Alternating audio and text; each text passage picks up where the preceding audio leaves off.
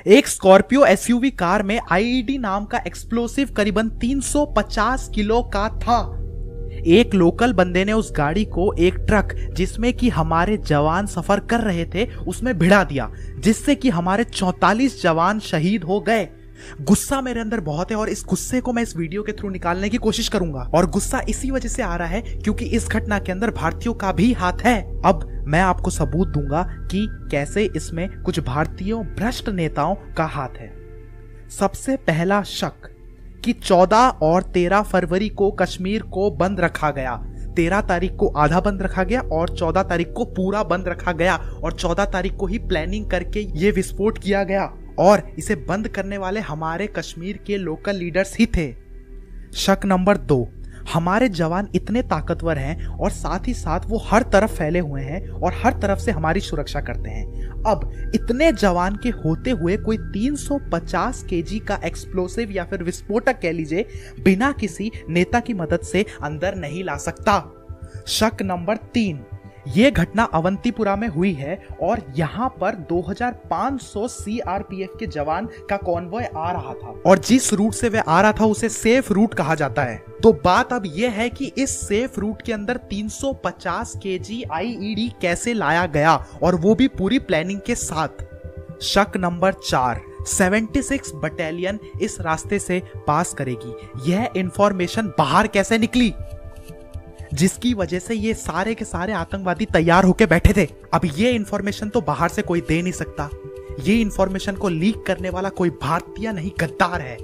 अब एक बात आप सोचिए कि अगर ये जंग का मैदान होता तो मैं समझ सकता था, पूरा भारत समझ सकता था, मगर ये जंग का मैदान नहीं है। ये नामर्दों की तरह पीछे से हमला किया गया है। अब बात करते हैं कि ये किया किसने है। इसे करने वाले का नाम है जैश ई मोहम्मद। अब छोड़ो इन सारे शक और इन सबको, अब बात करते हैं कि इसका सॉल्यूशन क्या है। अब ये बात करेंगे कि इसको कैसे हम रोक सकते हैं आगे होने से। सबसे पहली चीज, दुनिया भर में जब कॉन्वॉय मूव होता है तो उनको एयर सपोर्ट दिया जाता है, जैसा कि शिफू जी ने अपनी वीडियो में बताया है। और अगर आपने उनकी वीडियो नहीं देखी तो मैं डिस्क्रिप्शन में लिंक देता हूं। और बात करें कश्मीर में हुए इस अटैक की, तो इसके अंदर इन लोगों को एयर सपोर्ट नहीं दिया गया था। सारे जवान हम लोगों की सुरक्षा करते हैं, देश की सुरक्षा करते हैं, तो उनकी सुरक्षा का क्या। आप चाहे किसी भी पार्टी के हो, 2 मिनट के लिए पॉलिटिक्स को दूर रखो और ये सोच के देखो कि जो मरे हैं वो हमारे भाई हैं, किसी के बेटे हैं, किसी के पति हैं, और इस तरीके की भयानक मौत जिसमें कि उनके घर वालों तक को लाश भी नहीं मिली। अब बात करते हैं दूसरे सॉल्यूशन के ऊपर। जैमर क्यों नहीं लगाया जाता।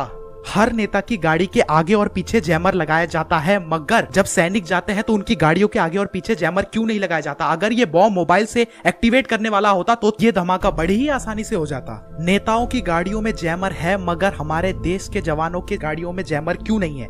सॉल्यूशन नंबर 3, ये जो लोकल लीडर्स हैं जो देश के खिलाफ, जो भारत के खिलाफ उल्टा सीधा बोलते रहते हैं, इन्हें भारत से निकाल देना चाहिए, इन्हें भारत से बॉयकॉट कर देना चाहिए। जो अपने ही देश के नहीं है वो गद्दार किस काम के।